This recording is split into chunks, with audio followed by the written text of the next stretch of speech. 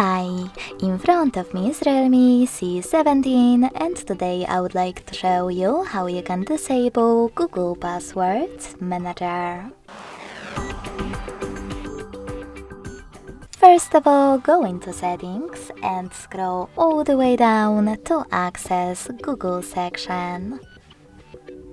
Now tap on Autofill, Autofill with Google, and blue sweater next to Use Autofill with Google. So when I click, as you can see, the sweater and all of those features turned gray.